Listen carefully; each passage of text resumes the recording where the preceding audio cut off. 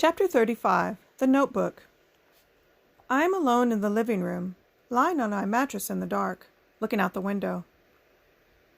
When you're lying on your back, you can't see the ground or any trash. You just see the sky. Tonight, the gray fingers of a cloud are trying to suffocate the yellow moon. Every once in a while, a streak of lightning shocks the darkness without any thunder, without any sign yet of rain. 1,000 thoughts are tangled up together in my mind. I'm thinking about Diamond and wondering if she's still in the hospital. I'm trying to imagine what it was like for her living with Mudman. I remember that time she knocked on our door and asked to come in. I wish I had said yes. The cop said guys like Mudman will find any excuse to beat up somebody. What kind of person wants to do that? How can that make him feel better? That's why I don't understand Xander. He makes people feel bad all the time. It's not just me. He puts other people down too. I don't understand how that could possibly make him feel good. I'm going to have to face Xander and his dad at the meeting. Xander's dad is going to give me a look like, here's one of the dregs. He's going to look at me and see a stupid, low-quality kid who is dragging his son's school down. My mom always says, judge people based on what they do, not what they have. Mr. Ferguson is like that. To Mr. Ferguson, everybody is a fresh specimen, just waiting to be identified. You either earn his respect or you don't. The thought of not being in his class anymore makes me sad. If somebody told me that my favorite class of all time would be taught by a mushroom-looking leprechaun, I would have thought, no way. But all you have to do is walk into his room and you know that something interesting is going on. Now there's not one thing that I have to look forward to. The only other decent class, BE, has Xander in it. So that's going to be about as much fun as running barefoot laps on broken glass. Another bolt zigzags from one cloud to another, lighting up the sky. I hold myself silent to hear if it's raining and wonder if Mr. Ferguson is looking out his window, hoping for a good soak.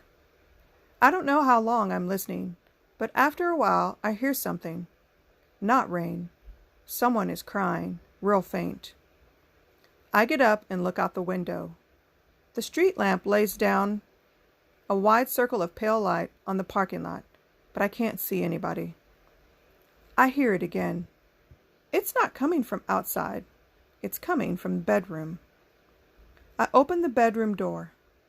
Michael is standing in the corner in his underpants, crying with his thumb in his mouth. "Did you wet the bed?" I whisper. "No." He starts to gulp. When Michael cries a lot, he can't breathe through his nose. And then if he's sucking his thumb, he can't breathe through his mouth either, and he starts gulping for air. "Come out here so we don't wake up Mom. What's wrong?" He stumbles into the living room and sits down in the middle of the floor without taking his thumb out of his mouth. Just enough light is spilling in from the street lamp so that I can see his face. It's like all the sadness of the whole world is concentrated there. 2 wet tracks of tears stream from his eyes. "Police are coming for me," he says around his thumb. "Were you dreaming that?" He shakes his head. "Take your thumb out of your mouth and tell me why you think they're coming for you." "'Cause I stole." "What'd you steal?" He won't look at me. "It's okay. Tell me." He scrunches his eyes shut and mumbles something, and I have to ask him to say it again. "Your mushroom thing," he says. "My notebook?" He nods. "You took my notebook?" He nods and starts crying again. "When?" "Before school." "Why?" "Because I'm mad at you." "Why are you mad at me?" "Because you won't listen." He starts gulping again. "Where'd you put it, Michael?" "You're going to hate me," he gulps. "Just tell me." "Promise you won't hate me?" "You have to tell me." He wipes snot away with the back of his hand. I threw it out. My stomach drops. "Where?" He points to the kitchen. I look in the garbage can. There's an almost empty plastic grocery bag in the can, Just the macaroni and cheese stuff from dinner is in there. Did Mom bring the trash down to the dumpster today? He walks over and stands in the corner like he's giving himself a timeout. Neither of us says anything for a little while. I'm picturing my notebook in the bottom of a filthy bag in the bottom of a filthy dumpster. You can make another one, can't you, Trev? No. He starts gulping again. I put on my shoes. Where are you going? I'm going to look for it. Out there? Where do you think, Michael? Mama's going to be mad. Don't tell her, Michael. You already caused enough problems. Don't wake her up. I slip out the door. The hallway is easy. As soon as I get to the stairwell, it gets spookier because you can't see if anybody's waiting below.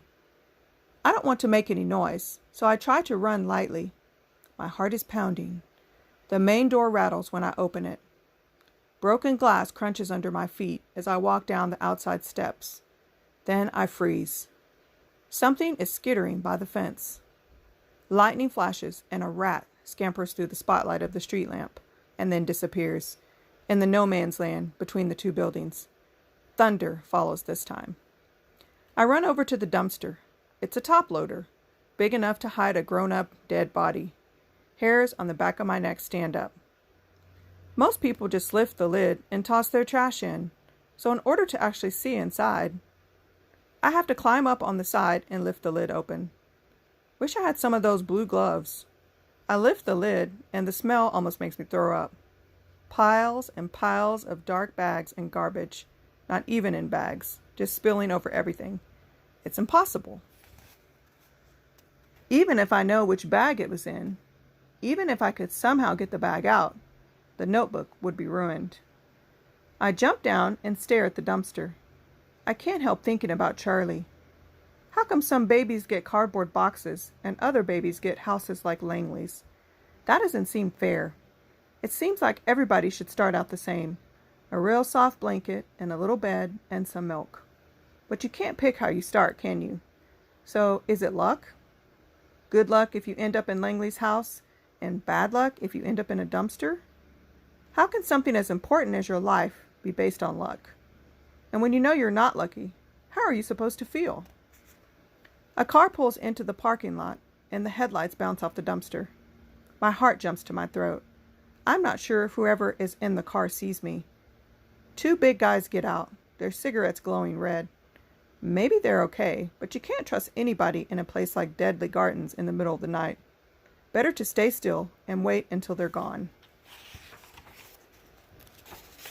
The front door of our building opens and Michael appears in the doorway. What is he doing down here? The guys are just beyond our building, so they don't see him.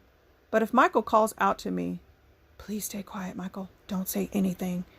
They keep walking past me, headed for the far building. "Please stay quiet, Michael. Don't say anything." Michael sees them and he doesn't move. As softly as I can, I run from the dumpster to our building, looking at Michael with my finger on my lips. "Please stay quiet, Michael. Don't say anything." I make it and pull him into the stairwell. "Michael, you shouldn't be down here." I grab him by the arm and pull him up the stairs. "I wanted to help you find it. Help us get killed is more like it." When we make it inside, I lock our door and lean against it. "You hate me." He comes rushing at me and buries his face in my stomach. I don't know who to feel more sorry for, him or me. His whole body is shaking. "You hurted me," he rubs his arm. "Oh, I hurt you? Don't get me started." I stop.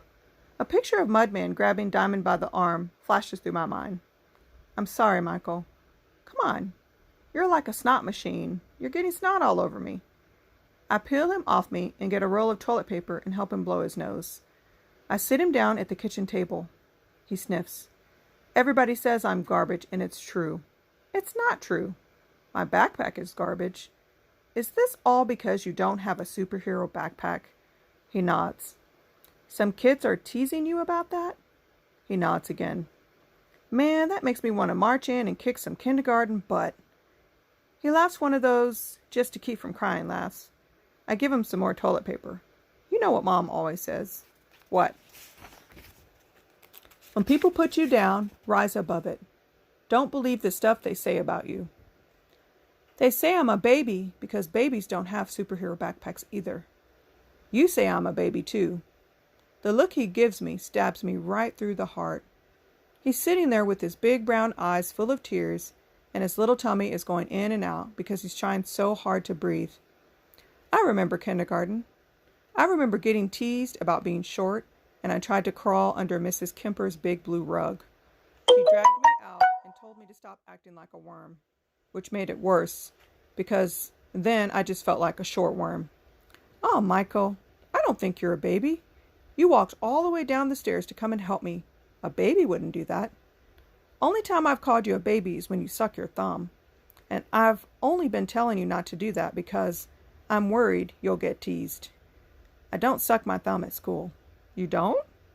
He shakes his head. They'd really call me a baby if I did. Well, see? That's so good, Michael. That's a grown-up way of thinking. I make him blow his nose again. But sometimes, when nobody's looking, I go in my cubby like this. He pretends he's sticking his head in his cubby, and he takes a quick suck on his thumb, and then he pops it out. I have to laugh because he looks like a tiny cigarette addict taking a puff. You're laughing at me. No, man. I think that's real smooth. It's like your secret way of taking care of yourself. It's like you know what you need. I know what I need. I need a new backpack. He lays the words down again like a bricklayer. Something catches in my throat. It kills me to imagine him waking up every morning and dreading what everybody's going to be saying about him. Hey, Michael, I say. What? I've got an idea. I bring his backpack and my markers over to the window where I can see better. I'll draw a superhero on your backpack. Who do you want? Spider-Man? Superman? The Hulk? No, don't pick that. I don't have a good green. You gonna draw one? Yeah. It won't look store-bought? Those kind are puffy. I know what you mean, but I'm going to do something new. I'm going to make up a special brand new graffiti-style super cool superhero that nobody else has. So nobody can compare it to anything. You just say it's your own superhero. What power does he have? What power do you want? Crime-fighting power. You got it. See, this boy looks like an ordinary boy, but he's got crime-fighting power in his thumb. When he sees a crime, he secretly sucks his thumb and becomes Thumb Man. Michael's eyes light up. He tells me exactly how he wants it to look. You like it? Michael nods. Is it cool? It's cool. So here's what you do. You wear your backpack, and if anybody tells you you're garbage, just hold your thumb and look at them like this. I stare at him without blinking. What does that do? Michael asks. It makes you powerful. Whenever Thumb Man stares at anybody, they can see the power in his eyes and they know he's a superhero and they back off. Go ahead and try it. Michael leans in and makes his eyes big and stares at me. His eyes are all Michael. It's like the whole of his soul is in there and he's trying so hard to succeed and be powerful even though he's just a little guy. And it makes tears jump into my eyes.